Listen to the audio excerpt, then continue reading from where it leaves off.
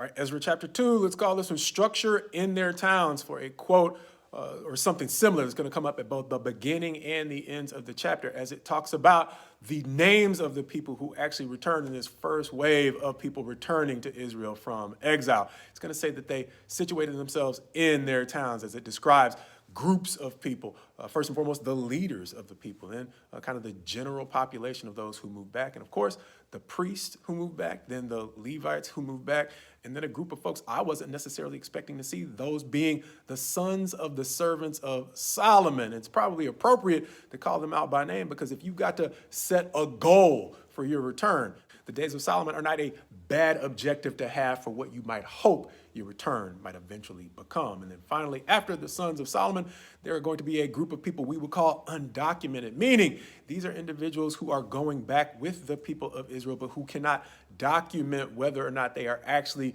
the descendants of Israel. And so that does not mean they have no place in Israel because from the very beginning, God told them in Deuteronomy that they were to love the sojourner. And so the travelers had a place among them, as we mentioned before, Israel being a nation that was a light to the Gentiles. However, God had wisdom in structuring their inheritance or their land inheritance according to their genealogies, because as they set up the nation in the first place under Joshua, it was an organized system for establishing land and making sure, as we've talked about before, when people fell into hard times, they would never fall into hard times that were so severe that they would never have a home to return to, at least by the year of Jubilee, sometimes by the sabbatical year if they were fortunate enough. And so that is now proving to be a wisdom that was not only effective for Israel's original settlement of the land, it is now proving to be effective for its resettlement of the land, understanding that not all their neighbors are happy that they are back after 70 years of being gone. And in the next chapter, it's going to seem that those returning from exile are not completely comfortable around their new neighbors. Thus,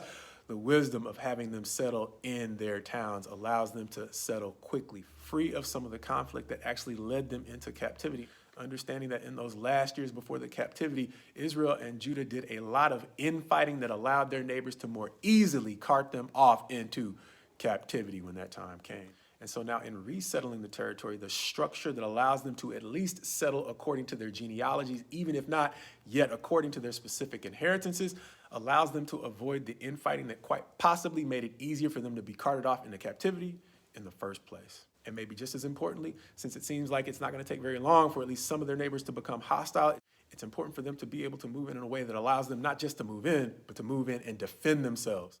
And then finally, it's not just security for security's sake. They got a job to do. And so if they can move in securely, it's going to put them in a position to build effectively, which they actually are going to do in the next chapter because they moved in with an effective structure.